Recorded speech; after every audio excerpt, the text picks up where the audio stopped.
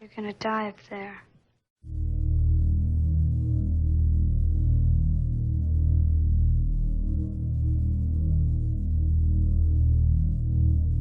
One of the things that's always attracted me to the horror genre is that it's assaultive. The horror genre is not trying to make you think, at least not during the experience. I think that when I go to see a good horror movie, I'm just experiencing. I'm all about the experience. Or when I'm writing a story that I want to scare readers, I'm all about that experience. But I think that if it's really good, there should be something to think about later on. But what I was really attracted to from the very beginning, from childhood, about the genre, is that it's a way of reaching out to the reader or to the viewer and saying, I'm going to take you by the lapels, and you're going to forget that you were supposed to pick up the kids from their scouts meeting or their music lessons, and you're going to forget about making supper when your husband comes home. You're going to say, sorry, honey, it's going to be takeout tonight because I spent the afternoon watching The Dead Zone on TV, and I was just totally enwrapped by that. And that's, to me, what the genre is supposed to do. It's what it's supposed to be about. It's supposed to assault your emotions and sort of overwhelm your reason and your logic. So when you see a car running by itself with nobody behind the wheel, in a movie that is based in so-called reality, that shot would immediately be out of the picture because you'd say nobody will believe that. But in the context of a horror movie, you do.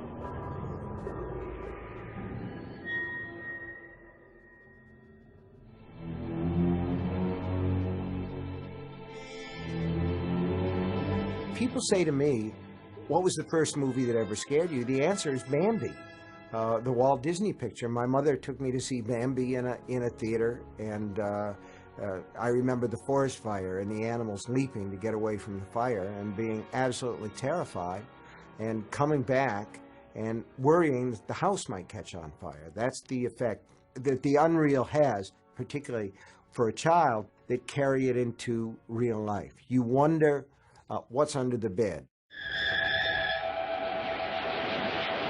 And then I saw Earth versus the Flying Saucers in October of 1957. I was probably 10 years old, and the special effects were by Ray Harryhausen, and none of us had seen anything quite so sophisticated. And if you're a child, you believe. And when I watched the film, it was a Saturday matinee, and in the middle of it, the picture stopped. And the lights came up, and we all looked around at each other, and the theater manager came out and said, we've just heard on the radio that the Russians have put Sputnik into orbit and over the United States of America. It passed over America every 90 minutes. And we all understood what that meant, that we were all going to die, you know. So that is a real case where the art of the unreal and the fact of the real came together. On a very basic level, I was scared to death at the time in the movie theater. And then later on, I would think to myself, that's a really strong emotional reaction. I wonder if I could cause that to happen with my own work. So my immediate response was to go out and write a story called The Invasion of the Star Monsters, where these creatures came down to Earth and laid waste. But Earth versus the Flying Saucers is basically a science fiction movie, but these things do overlap, and the creatures wore these featureless, all-over metal suits, and when they took off the helmets, underneath there were these awful, twisted, degenerated creatures that immediately started to melt away as soon as the air hit them. And that was the horror aspect of it, where again, you know, there's a very simple effect that horror filmmakers are after, and it is the gasp, the turning away. So that's the reaction that a filmmaker is looking for in a horror movie.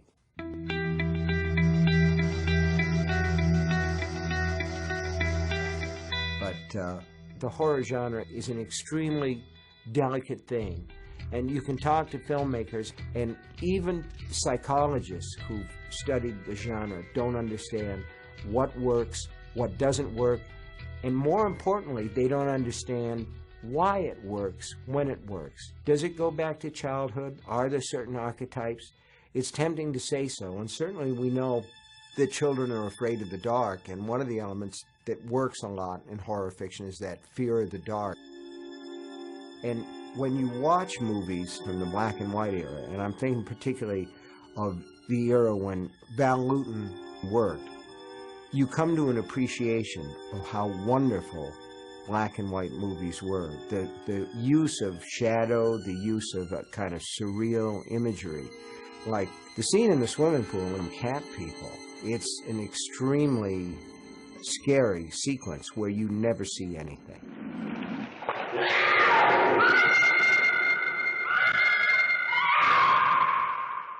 There's also that sense of surrealism that you get with some of the set photography in movies like Nosferatu or The Cabinet of Dr. Caligari, which is still a very scary film. And I remember the first time that I looked at The Cabinet of Caligari, for instance, and thought to myself, whoa, this is really interesting. This has got a very surreal look. I can remember the first time that I saw Todd Browning's film, Freaks.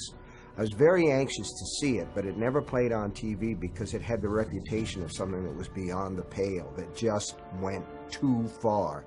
And for any horror movie fan, when you hear a critic or when you read a film historian saying, this picture just went too far, you want to see it. Google gobble, Google gobble. We accept her, we accept her. Google gobble, Google gobble. I said to myself, there's no faking going on here. Women with beards and dwarves and guys that have no arms or legs to speak of. You're absolutely riveted to your seat and horrified by what you're seeing. And it has that effect that the best horror movies have, of putting you in a position where you'd like to turn away and you can't.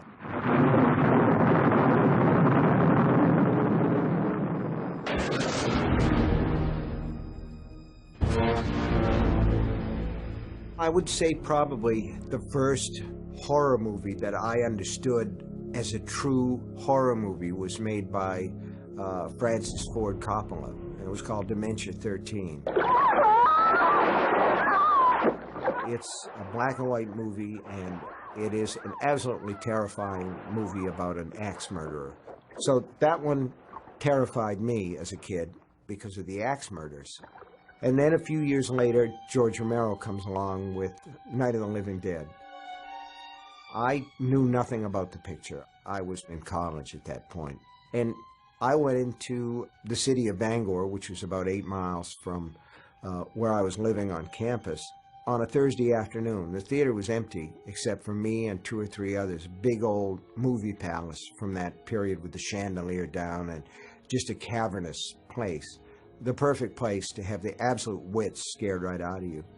And I had no idea what the movie was about, except that it sounded like it was about zombies. But my experience with zombie movies had been things like Macumba Love and I Walked with a Zombie. They weren't terribly scary movies, so I really wasn't expecting a whole lot, but I had the afternoon.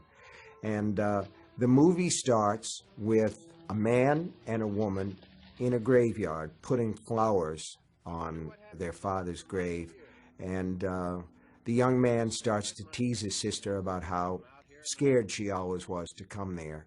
They're coming to get you, Barbara. And there's this guy wandering around that looks like your basic wino. He's just shambling, sort of, but you don't think of him as a dead person. He doesn't look like a dead person in a standard horror movie. He just looks like a guy in a kind of baggy suit, until the shambler comes over and dashes this young man's brains out against a gravestone. And at that point you say to yourself, I'm in a different world. This is just jump into a different level of horror. As a sequence, it's genius. It's an evil, genius piece of work. You're just absolutely terrified. But I think that the shelf life of horror films is limited in terms of the emotional response of the viewer. The first time that you see Night of the Living Dead or Dementia 13, you're absolutely riveted. The second time, you're scared. The third time, the film has lost something essential that it had the first time. Now, people continue to go back and see The Night of the Living Dead, but what they're experiencing isn't horror at that point. It's the memory of the horror that they felt the first time that they saw it or the second time they saw it. But that's also one of the magic elements of the movies, is that it not only causes us to experience emotions, it causes us to re-experience them and then to remember where we were and how we felt. But you know, the thing about zombies that makes them so terrifying is they won't stop. Whether they shamble or whether they run really fast, the fact is they won't stop. If you cut off an arm, you cut off a leg, they won't stop. The only thing that stops them is to shoot them in the head or burn them. So the horror comes from the fact that the nightmare never ends and death is not the end.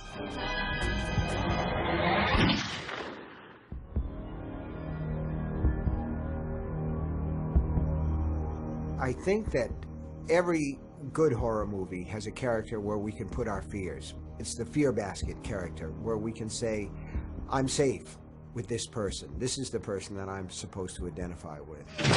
In Cujo, it's the mom who's going to try to protect the little boy.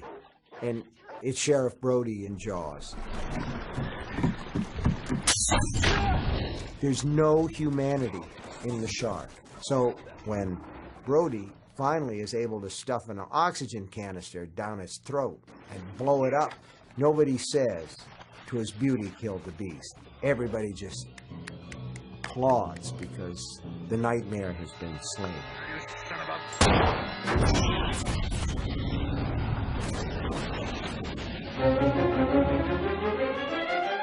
In the greenhouse, I was working, I couldn't see. Yeah. Then a blast of cold air, and I heard Olson scream. When I turned, the thing struck at me. In The Thing, and then John Carpenter's remake, there's never any audience identification with that creature. We're totally with those people who are in that situation where they're isolated. It's a beautifully made piece of work. And when The Thing finally starts to show up, we realize that it's totally divorced from humanity as we understand it. So it's perfectly okay to kill it. But with the pod people in Invasion of the Body Snatchers, the terrifying thing is that the creatures have lost all their emotional abilities. There's no real sense at all of love, hate, caring. There's no sense of humor, and they can take you over if you fall asleep. And in that movie, Kevin McCarthy and Dana Winter, beautiful girl. As a child, I just absolutely fell in love with her, and I'm thinking, Kevin, you've got to save her. You can't let her go to sleep. And they fight so hard to stay awake. And finally, Kevin McCarthy goes out of this cave where they're hiding, and he leaves her. And when he comes back, she opens her eyes, and we understand that she's no longer the girl that he fell in love with. He's no longer Becky. And there's such a feeling of horror when we realize that she has become one of them. But you have to remember that most horror movies have some sort of a subtext. They have something there that makes them work because we're able to make a connection to real, actual life.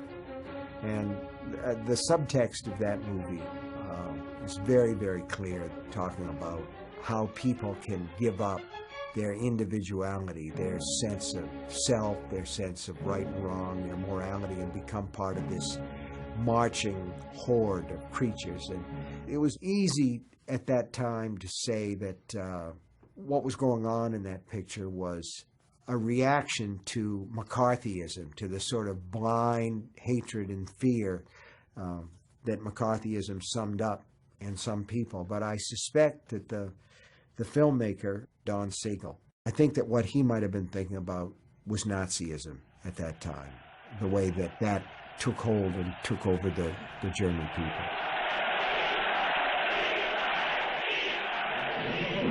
alive! It's alive! It's alive! It's alive! There have been varying takes on Frankenstein. In the original, the black and white Frankenstein, we feel some real pity for the monster. We understand that he didn't create himself. He was made out of parts, and he is actually trying to understand the world that he lives in. That's one take on Frankenstein. But the Hammer people decided that they wanted to do their own version of Frankenstein and Dracula and all these things. Well, Universal Pictures had copyrighted the makeup, so they couldn't do the bolt through the neck with the square head that Boris Karloff made famous. Instead, they did something that was probably even more terrible to my mind, and created this misshapen, scarred creature who kind of hunched along. And there doesn't seem to be very much good in that creature, and nor does it seem to be much good in Dr. Frankenstein. You promised to destroy it, Victor. Well, I've carried out my research. But don't you see you've created a monster? That doesn't matter. So it matters which viewpoint you see the monster from, and the viewpoint is always the director's viewpoint.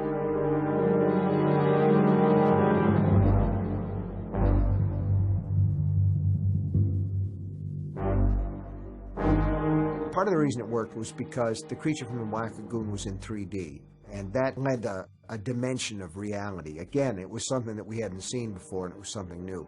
I don't know what you'd call it. It sounds incredible, but it appeared to be human. You knew that it had to be a guy, even if you were 5, 6, 7 years old. You knew it had to be a guy in a rubber suit. And yet, when he grabs the girl and takes her under, there's this sense that he's just the most horrible, terrible creature there is. At that point, you say to yourself, it really is the creature from the Black Lagoon.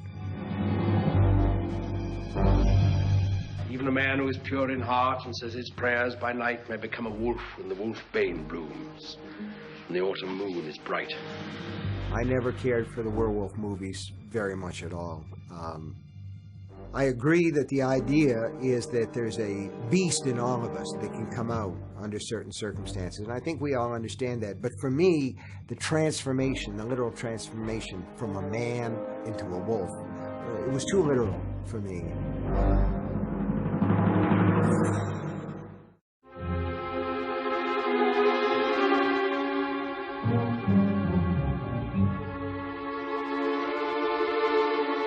All right, this has always been a low-rent genre. There's no doubt about that. But I still have a big affection for the monster pictures, the B pictures from the 50s and 60s.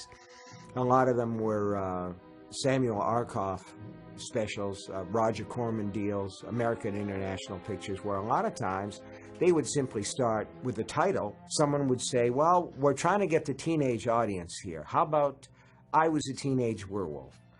So it's a ridiculous title, but they go out and they make the movie, very low budget, Michael Landon, starring as this angst-ridden kind of guy. They're actually, there are echoes of the Twilight books in that movie, I Was a Teenage Werewolf, because really when you start to think of it, what is Twilight? It's I was a teenage vampire. So, you know, everything comes around and goes around.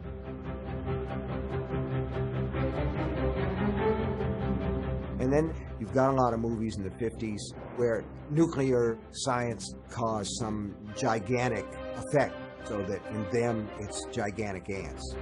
Tarantula, it's a gigantic tarantula. The reason that we're afraid is because we have this understanding that the nuclear weapons are out there, they cause death and terrible suffering. So this becomes lodged in the subconscious, and when you say, as a filmmaker, these things are scary to me, therefore let's put it in a movie and it will be scary to somebody else. I am William Castle, the director of the motion picture you're about to see. At any time you are conscious of a tingling sensation, you may obtain immediate relief by screaming. William Castle was the great huckster of horror movies in the late 50s and the early 60s. He had everything going. I mean, he made a picture called The Tingler, where at one point the film just stops and Vincent Price says, Ladies and gentlemen, please do not panic, but scream! Scream for your lives! and then if the theater owner did what he was supposed to do, there was a kind of a it was a kind of a joy buzzer under a few seats, so that the seat would actually go kind of like that, and that was the tingler. There was a macabre, where you could take out an insurance policy, and if you died because you were so scared in this movie, which isn't scary at all, so it was a pretty safe bet. He had a lot of gimmicks going on, and he was into the idea of, we're going to make our money back in 2 weeks, because after that, word will get around this thing is a total stinker. But you have to remember, too, that Castle was behind Rosemary's Baby, so he was not incapable of making a good movie.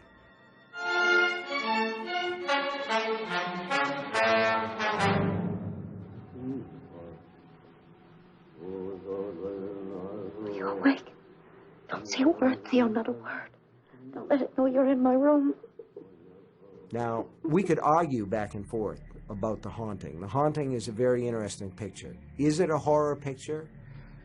I don't think it really is. There are scenes of excruciating suspense and terror in that movie. There's a scene where two women are in bed together, clutching each other in horror as something pounds on the door outside. But it's not a ghost, it's not a monster, it's just a woman who's terrified herself and happened to get lost. But I would say, if anybody gives us a run for our money in the horror genre, it would be the Japanese. They did a lot of monster movies in the 60s, and in the 1990s and the early part of the 21st century, they started to do a lot of movies that combined somehow ghosts with technology. One of the big ones was Ring, which deals with a cursed videotape that if you watched it, and that was a movie that actually had a buzz, a little bit like The Exorcist, the idea that you have to be really brave to look at this movie because it's really scary. And it was very surreal, interesting movie, and actually the American remake of The Ring was interesting too.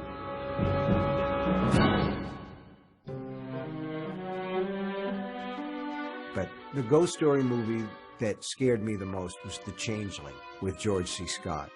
He moves into this house that's haunted, and it has some terrific, terrific, scary imagery in it that's sometimes overlooked, but it's a wonderful piece of work.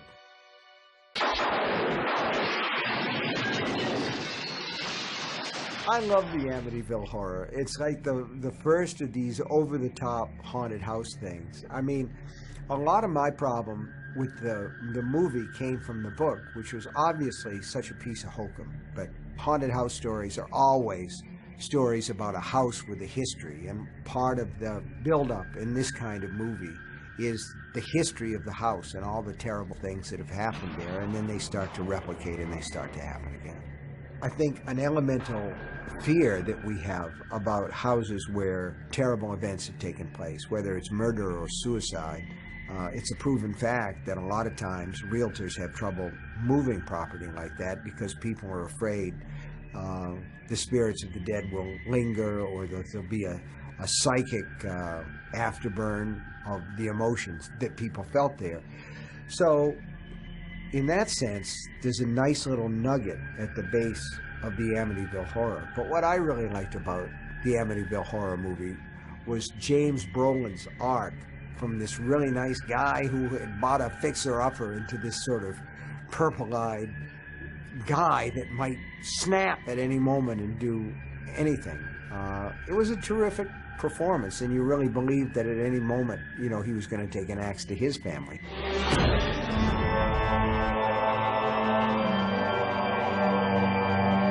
Well, for me, the really scary vampires were in the horror comics from the 50s. I was never particularly frightened by Bela Lugosi. To me, he looked like some kind of a whacked-out concert pianist in his tuxedo with his black hair swept back from his white forehead, and he says, "I never drink wine." He just kind of It's not scary. I mean, that's the whole thing about the movies maybe not traveling so well. It was only probably 20 years between the time when that movie was made and when I first saw it on late night TV, but it absolutely did not frighten me. But on the other hand, Christopher Lee was much more sinister, much more magnetic as Dracula. But also, that may be a generational shift. You have to remember that Bela Lugosi scared moviegoers as Dracula in the 1930s, and Christopher Lee comes along 20 years later, and there's an entire new generation that's ready for a new take, a color take on the vampire legend, complete with blood and low-cut gowns. That was also part of the attraction there. But I never really got behind the idea of the vampire as a suave love object, but I did understand sort of the attraction of vampirism, particularly for teenage boys. You get to stay up all night, for one thing. You get to sleep all day, and you get all the pretty girls because they're just totally fascinated by you. And the whole act of sucking blood from the neck is a kind of symbolic sex act. And certainly Bram Stoker, when he wrote Dracula and kicked this whole thing off at the end of the 19th century, understood that Dracula is a panting engine of sexuality. But my idea of the vampire was more when Tobe Hooper made Salem's Lot for TV. He used the character actor Reginald Nalder as Barlow the Vampire. James Mason was the suave Igor figure in that Straker. But Reggie Nalder came by his terrible looks in a perfectly normal way, if you want to call it that. He was burned in a house fire, so that he had a real, almost like a golem, melted look. And to me, that's the basis of the vampire as I've known and loved him, which is a figure of horror, something that's repulsive, who may take the guise of a young and handsome man, but is really old and twisted and evil. But it's interesting to see how the vampire myth has been bent and shaped by various filmmakers. Take I Am Legend by Richard Matheson. It was made into a Vincent Price movie that's called The Last Man on Earth, which is a really interesting, moody, atmospheric piece of work. And then Charlton Heston comes along, and then it was made into a Will Smith version that came along later. I could just find the nest, find out where they hole up. It's that situation that's almost like the reverse of Dracula. In Dracula, the vampire is alone, and the good guys are ranged against him. But in these films, we've turned it around so that the vampires are the winners. And you have one guy, and there are some very exciting possibilities inherent in that. There's also a real imaginative thrill to seeing a world where you can identify with the one human, and there are monsters all around you, and you have to battle to retain your basic humanity. And then there's another vampire film which has another take on the vampire legend, and that's Near Dark by Catherine Bigelow, where the vampires are presented as nomads, outlaws that are traveling across the country. And it's a little bit crazy, it's a little bit Sam Peckinpah, but it's very much its own thing, and it's a terrific piece of work by Catherine Bigelow, who went on to make a number of other interesting films, ultimately becoming the first woman to win Best Director at the Oscars for Hurt Locker.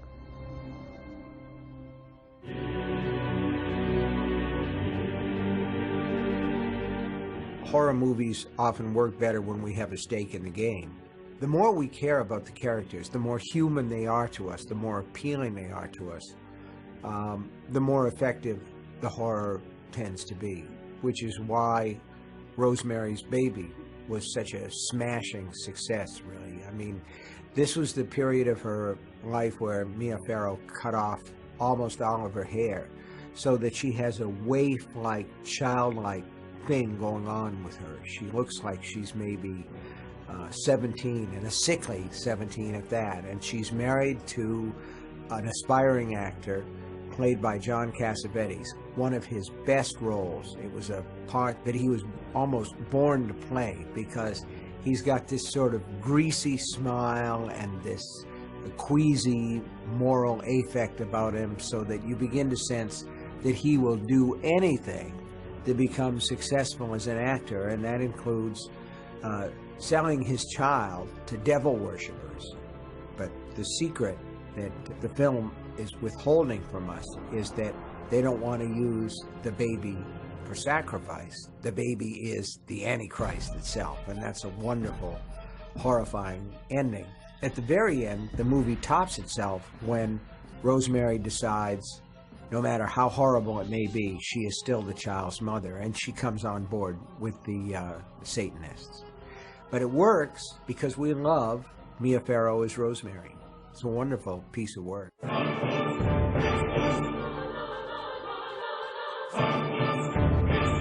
Like Rosemary's Baby, The Omen is a fundamentally religious picture that trades for its effect on the idea that we believe in a war between good and evil, between God and the devil.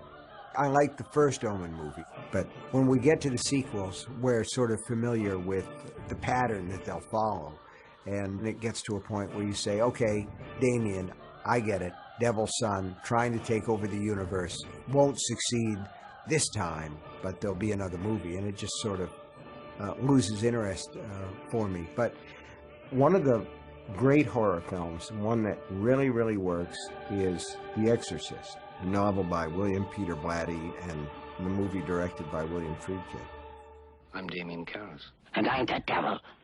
Now kindly undo these straps. I remember when my wife and I were going to see The Exorcist, and we were going to go to a late afternoon show, and we decided that we would take a nap before the show, and we laid down, and neither one of us could sleep because we were thinking, we're going to go see this picture, and there had been all the stories in the paper about how awful it was, and audiences were fainting, and people were running out of the theater. And finally, my wife, Tabby, sat up and said, all right, if we're going to do this, let's go. And to me, she sounded like a green paratrooper getting ready to jump out of the airplane for the first time, because it had those expectations built up beforehand.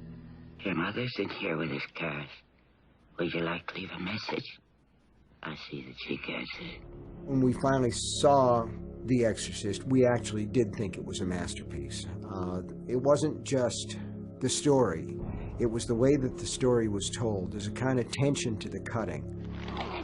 And that story is told in a very tight, taut fashion. And as the movie goes on, every time the priests walk up those stairs toward that room where that monster is, we feel a greater and greater sense of terror. That's terror. But when we're in the room and we see the decayed state of the little girl's body, that's a visceral reaction, and that's really the difference. You know, terror is something that lives in the head, whereas the reaction that we have to horror is a more visceral reaction. So those are really very different things.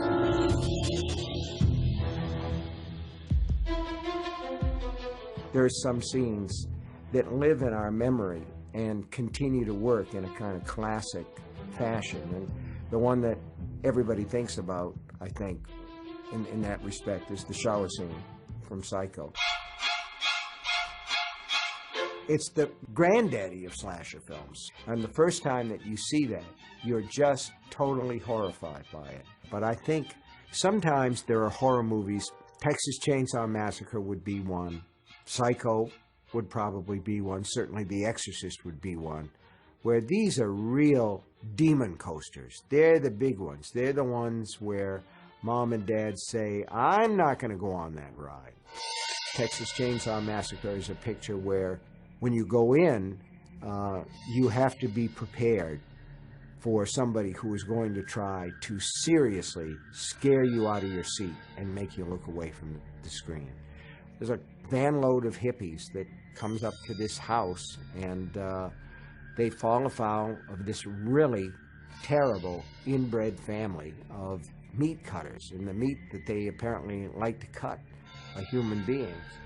It's not a really gory movie. A lot of it, like some of the Luton things, are done by suggestion, although the suggestions are a little bit more overt, like the meat hooks that hang down. Texas Chainsaw was the first movie, I think, to really effectively use those images of meat hooks and chains, which you see again and again in horror movies since then. And the fact that Leatherface is never really seen. He's just wearing this sort of awful organic mask and apron and swinging his chainsaw around. It's an absolutely terrifying picture, and that was Toby's genius in that. You lead up to a lot of things, but you never actually see it. But it's a terrifying movie, and I think for a lot of people, that was a movie where expectations were so dark that people actually thought they saw more than they did. And in that sense, it's like the shower scene in Psycho.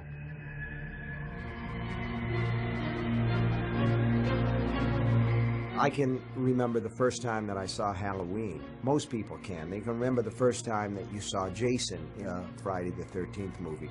You know, if you go back and look at A Nightmare on Elm Street, the first one, it's a work of genius. It's absolutely terrifying. The concept, the root concept is so simple and so elemental. The idea that your nightmares can follow you into the real world. It subverts everything that we know and everything that allows us to coexist with the whole idea of nightmares. You have this terrible dream, and then all of a sudden you're coming awake and you say to yourself, oh, thank God, that never really happened at all. But in the original Nightmare on Elm Street, Freddy is able to follow you into the real world so that literally the nightmare never ends. And that's a really terrifying concept. But you have to, at some point, get real about this genre. And you can analyze it and you can talk about what works and what doesn't. But at bottom, there is a tendency in human beings to want to slow down and look at the accident. It's very human. It's part of the survival instinct to say, well, it happened to them. The worst happened to them, but I'm safe. I'm still okay. So that's one of the low cravings, if you will, that horror movies satisfy. We understand that there's a dividing line somewhere along the line, somewhere where you say to yourself, over here on this side is entertainment that's acceptable on some kind of moral ground, and then you move further into this gray area where you say, I don't know, and then you get over into the real hardcore exploitation and torture porn. But when you look at a movie like the original Friday the 13th, when the kids show up at the camp, there's this real feeling of, we want to see them get away. We want to see them get out of this place. We're still rooting for the good guys, for our good guys, and we're not rooting for the monster. But by the time you get to Halloween 4 or Friday the 13th, number 9, you're saying to yourself, well, what we're going to do is we're going to see 5 or 6 really good-looking girls and 5 or 6 really good-looking guys. They're going to get naked, and then they're going to get shot in the head with a bow and arrow. And there's something about that that makes me morally queasy, where you say to yourself, we're not watching this movie anymore to see the monster destroyed. We're watching to see the monster destroy. That isn't to say that I haven't gone to some of those movies, but there's a moral queasiness there. And I think a lot of them are misogynistic, and to a great degree, and we could point out various movies where that happens, where women are just turned into absolute victims. But one of the things that's sort of interesting to me about a lot of the slasher genre movies is it's almost always a woman who triumphs over whether it's Freddy or whether it's Jason or whether it's Michael Myers in the Halloween pictures. You see this sort of wholesale slaughter, but at the end, it's the woman who's still standing. She's lost most of her clothes. She may be cut up. She may be half crazy. Her beautiful hair, always at the beginning, is nothing but these strings around her face. But she's still alive, And in a lot of the cases, she's able to dispatch the monster, at least until the next sequel. So in that sense, a lot of these pictures are saying, if you want to view women as victims, you do so at your peril, because a strong woman will vanquish a monster.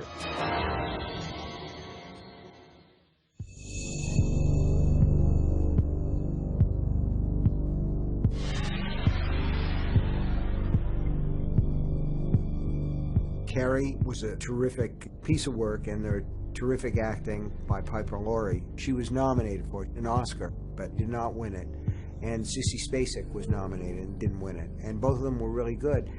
But I first saw the movie, this was when I was very young and very new at the business, and nobody would ever think of giving such a minor creature as the author a screening. So I had not seen Carrie, and I had not read the screenplay. And I went to see it at a preview in Boston. My wife and I went, and all we knew was that there was going to be an 8 o'clock screening of Carrie a week before the wide opening of the picture.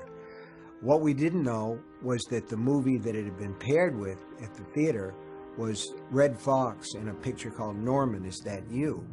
It was an urban audience, and it was almost 100% black. There were very few white people in the audience. And my heart just sank, because I thought to myself, this is not going to go well. This particular audience is probably not going to relate to this skinny little white girl in an upper middle class suburb with her menstrual problems. But they did. It's one of the most heartening examples in my mind of the way that art levels all walks of life, all cultures, all races.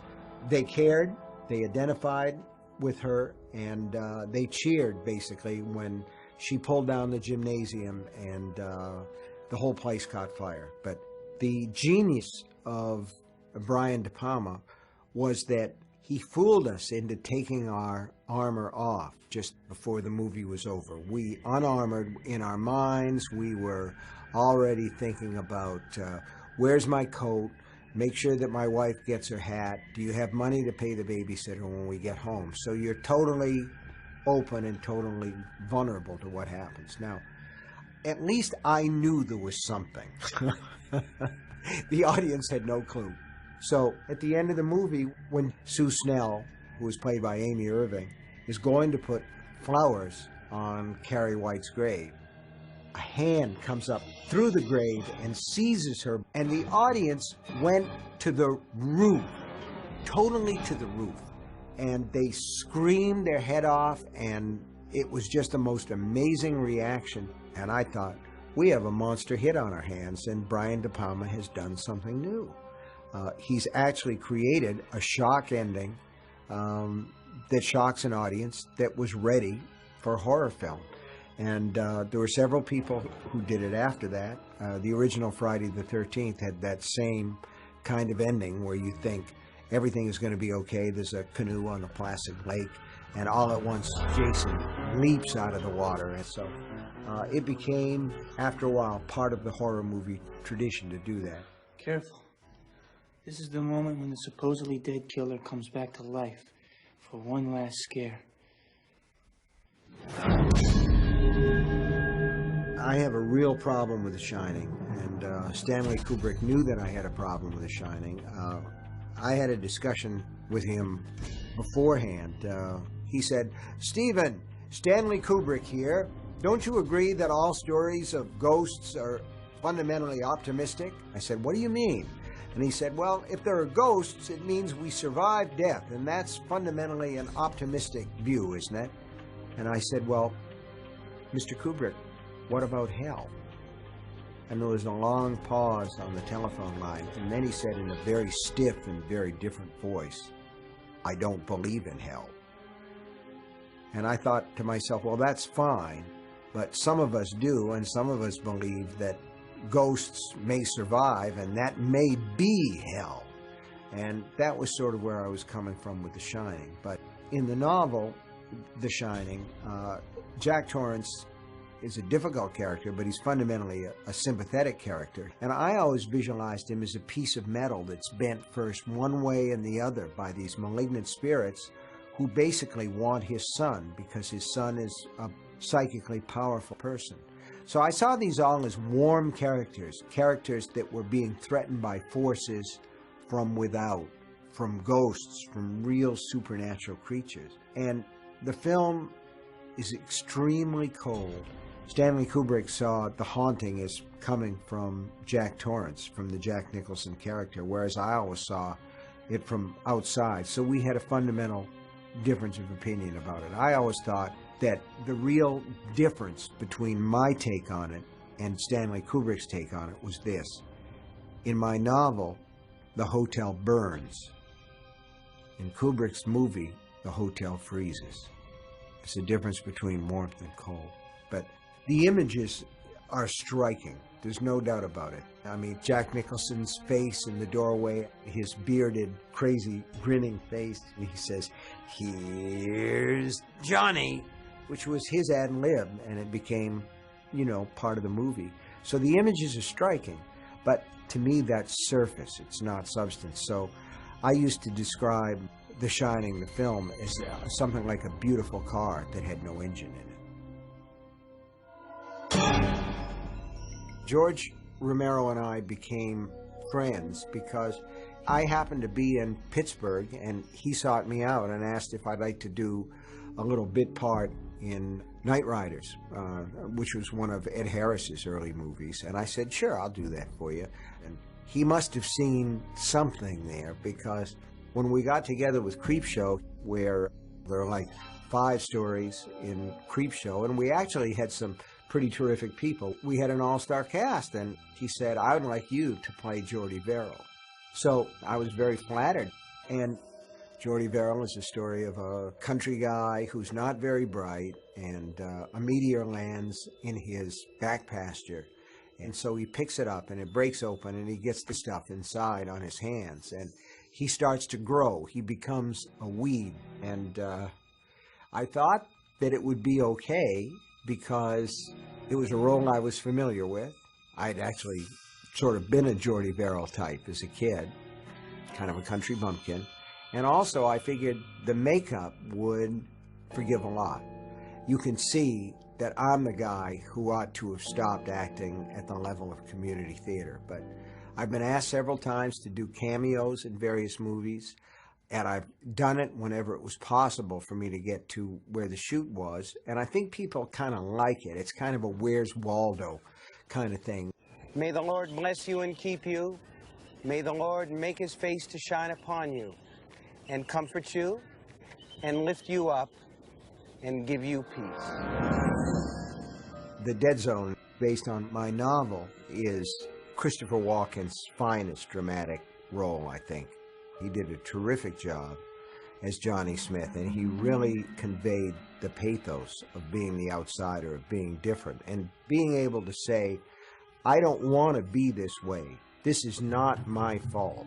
But The Dead Zone is a very atypical Cronenberg picture in a lot of ways.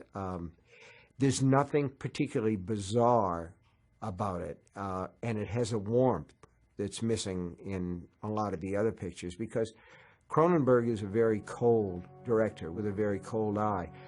But Dead Zone is a very warm picture. It has a really interesting, almost Saturday Evening Post cover, mid-American look to it.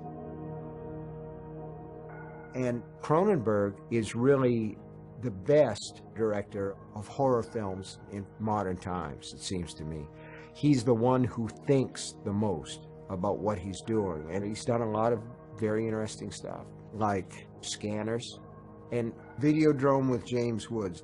And I was absolutely floored by The Fly. I didn't realize it was going to be as grim as it was, but it was a terrific experience.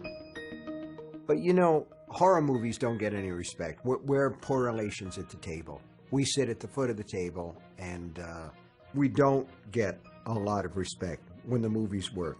In fact, the only actor or actress that won a major award for anything that was based on my work was Kathy Bates for Misery.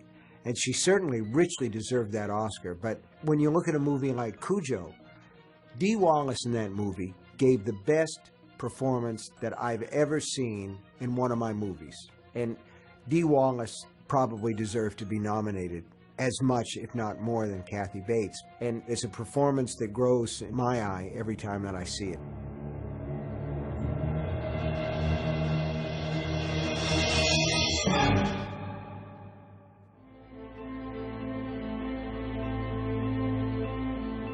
When the horror, the splatter stuff started to show up, things start to change a little bit, and you get these movies that are extremely bloody, but we've all gotten wise to the effects, the blood bags, the face masks, all the things that work to create the illusion that people are being dismembered alive on the screen, so that a numbness sets in. But then a movie comes along that breaks the mold. And I'm thinking about the Blair Witch Project, which was made for a very, very low budget and grossed mega millions of dollars. It isn't the sort of picture that any major studio would have greenlit. It's lo-fi, handheld camera stuff, but it works.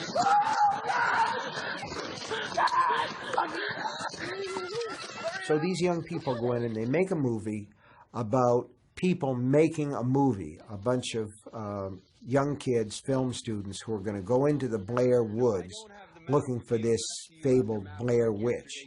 But it works because the kids get lost, and that's bad. That's something that strikes us, being lost in the woods. It's a very simple, easily grasped fear.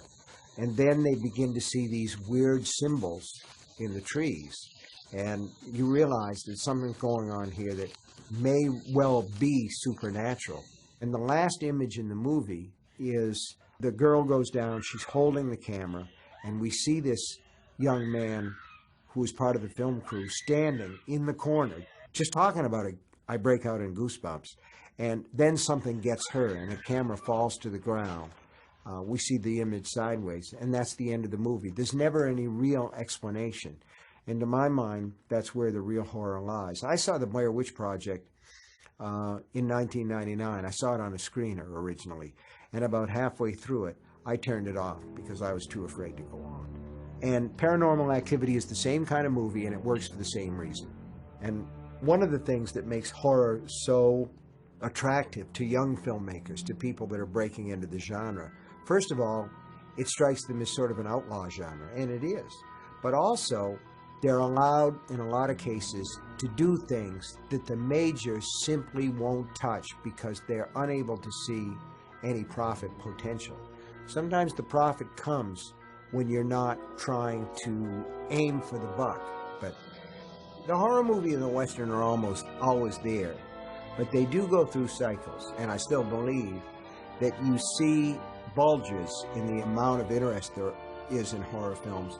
And the more worried we are, the more horror movies show up.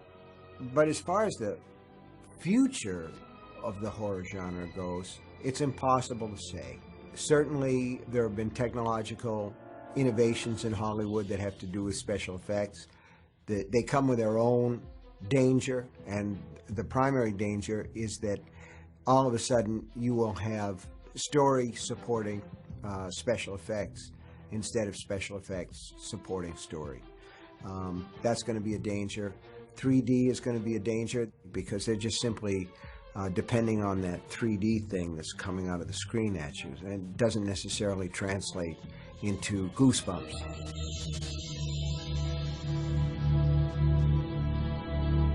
The reason that I go to horror movies is not so I can think up new and innovative ways to slaughter women tied to tables or to call forth demons from the great unknown, but because it's a place to lay down my fears for a while and to indulge some of my darker emotions for 90 minutes or an hour and 45 minutes and then leave them in the theater.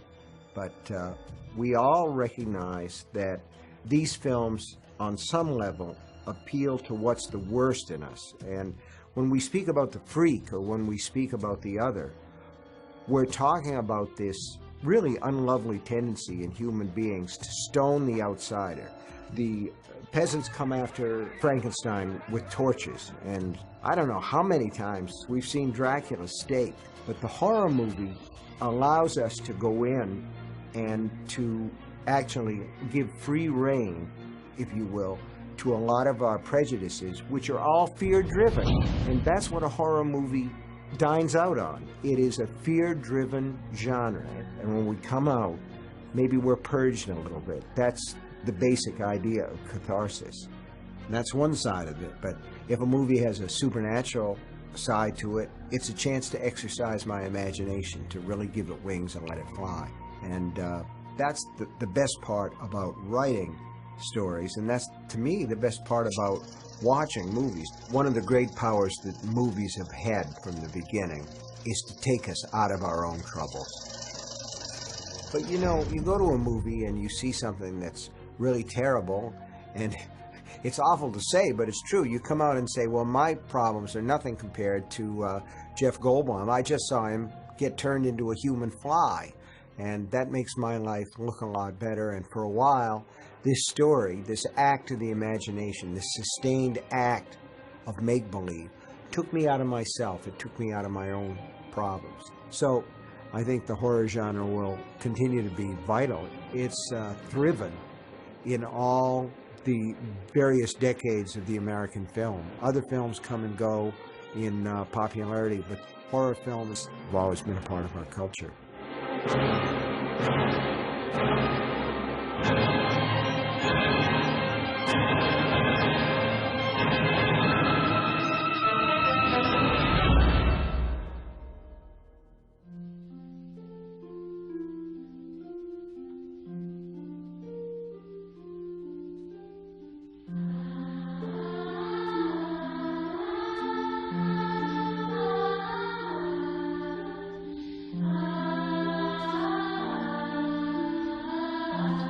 If I had to go to a desert island and I could bring a film with me, first of all, we'd have to assume there's a desert island with some power. Certainly I would want to watch Casablanca. That's a film that I'd want to have. And I'd want to have Citizen Kane with me. But if for horror films, I know that I would want Psycho, and I would want to have The Exorcist, Dawn of the Dead. Both versions, the Zack Snyder version and the George Romero version. From my own work, I'd probably want The Dead Zone and Misery. Can I have three? I'd maybe want Cujo as well. Those are all pretty darn good movies. There are other movies made for my work that aren't horror movies that are good, like The Shawshank Redemption and The Green Mile. But for horror movies, yeah, I think I'd want those. Now, if I had to take just one horror movie, boy, that's a question where all these movies flood in at once and say, pick me, pick me. But I guess I would probably pick the original Invasion of the Body Snatchers.